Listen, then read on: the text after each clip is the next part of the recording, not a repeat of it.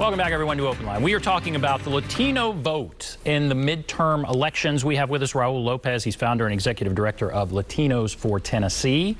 We kind of set the table at the first part of the show. But now let's focus specifically on Tennessee, which is where your organization is. What about facts and figures? You said when you moved here many years ago, you thought the Hispanic population may have doubled. In other words, not many people, not many Hispanics lived here. What about now? What are the numbers in Tennessee? And do you know Democrat, Republican, that kind of divide? Yeah, it's kind of hard to get the Democrat, Republican divide because our state doesn't, when you vote, doesn't differentiate Hispanics and non-Hispanics. So that's kind of hard to gauge.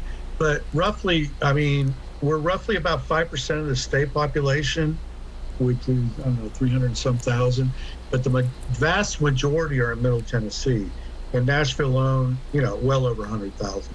But again, it's a moving target, a moving figure. I do know that 70% of us are under 45 and young and voters.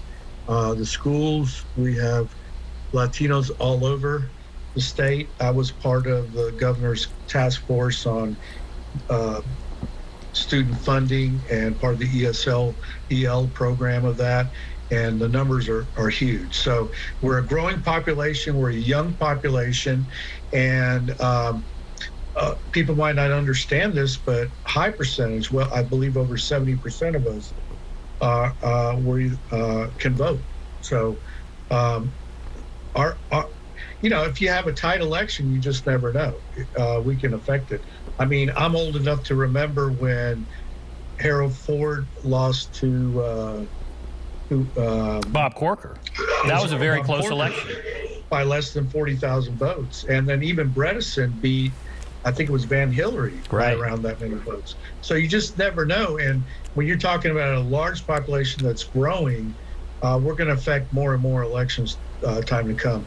And that's why Latinos for Tennessee, that's why we're involved. We also recruit people to run for office. We've got 2 school board members running for office and a House representative running for office. And every year, every election cycle, that's our goal, to have someone that we can recruit to run for office. It's interesting you bring up those close elections from a while back, not too far back, but we certainly remember, but a while back. And it seems like now there's such a super majority for Republicans. That was what I was going to ask you. Is there a need for heavy recruiting? It seems like it's a red state, and it's a very red state. And so when you're out, how important is it to recruit, especially Hispanic voters? Oh, it's very important. You always got to look to the future. And, sometimes, unfortunately, politicians are looking at the next election cycle, but you've got to look down the line. And, the population's growing, and it's a young vote, and one that we need to constantly recruit. We have been blessed to have a governor that has seen that, and not only to see the importance of reaching out to the Latino community to run for office, but even to recruit to be in committees and a different task force. He's reached out. Every year we have a Hispanic leadership meeting with him, with over 20 to 30 Hispanic leaders throughout the state, talk about our concerns and our advice. And so he spoke at the largest Hispanic congregation in the state of Tennessee, Iglesias de Dios, which has about 3,000 to 5,000 members. And so it's very important on the radar. But yes, one of the challenges looking long term is as opposed to the very next election cycle. Now, again, in this Axios poll from March, it said, as I mentioned, on a generic ballot, 30% said they'd vote Democratic, over 17% Republican. But that is a slide. We're seeing it does indicate there are more that are moving toward the Republican Party. It's a 6-point slide for Democrats, a 3-point gain for Republicans, again, in this one poll. Some working class Latino voters feel alienated by progressive social issues that appeal to college-educated voters. Do you agree with that? What do you think? Some working class Latino voters feel alienated by progressive social issues. Yes, and that's a big parentheses, progressive social issues, not just on education. What about CRT? A lot of Hispanics feel alienated from that whole CRT movement. A lot of what is CRT? again, now, are you talking about critical race theory?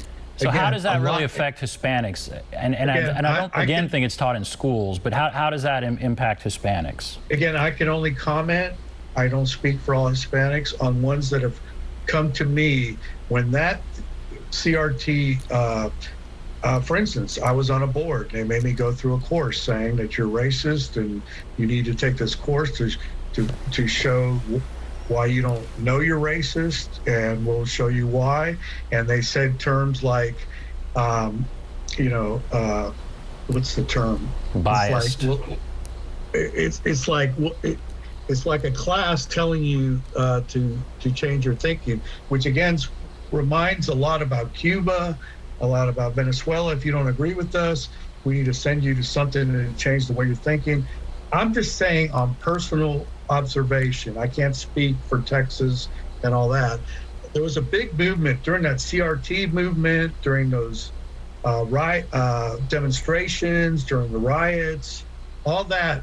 We got a lot more Latinos that wanted to hear more about, hey, we're all in this thing together. Let's work this thing out. And that was the thing. That was part of all that meshed in together. Okay. All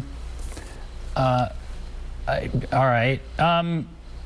So I don't know where to go with that. Let's see. This survey reveals strong optimism among Latinos about their ability to succeed in the U.S. despite the pandemic and inflation. What do you see there? We live in the greatest country in the world, no matter what people might say. And we have faults, but nowhere else can you succeed like the United States of America. Nowhere else can my family come here with nothing, lose all their degrees and background, but yet succeeded. It's the greatest country in the world, and that's why people come here. People don't go to other countries. People don't go through the deserts and things to go to other countries. They come here because it's the greatest country in the world. So of course we have optimism. And as we get the greatest thing, as we get more and more involved and more years involved in the United States of America, we can celebrate that more and talk about it. And yes, of course, we live in the greatest country in the world. And so if we are seeing a slide, this says a 6-point slide for Democrats nationally, but let's assume it's somewhere in that area.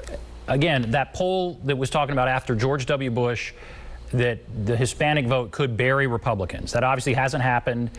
But there was a time when Hispanics seemed more inclined to vote Democratic.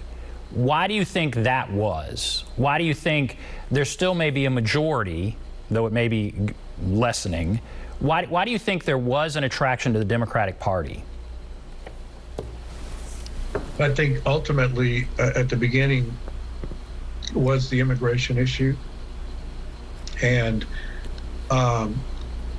in my opinion, misinformation to the Latino community about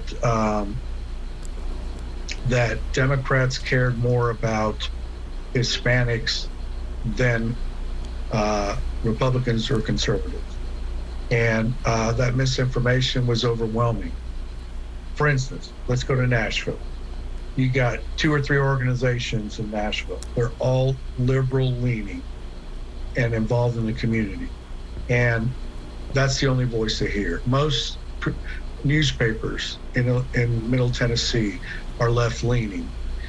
In fact, I would say 99% are left leaning. Univision, Telemundo are left leaning. All the information they get from are left leaning. And they've heard that for years. But now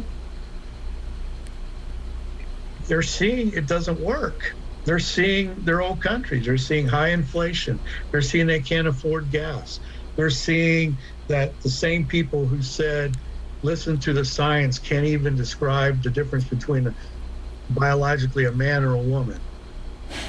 You know, they're going, we can't listen to that anymore. It's all talk. And economically, they haven't achieved what was promised. But inherently, we know we're hard workers, we're family people. Just get out of our way and we'll succeed in the greatest country in the world. And that's why they're starting to change. Okay, well, that's what we're going to see in these midterm elections. All right, we're going to take a break. We'll come back, continue our discussion. There's a number if you want to call, 615-737-PLUS, 615-737-7587. Take a break. Be back right after this.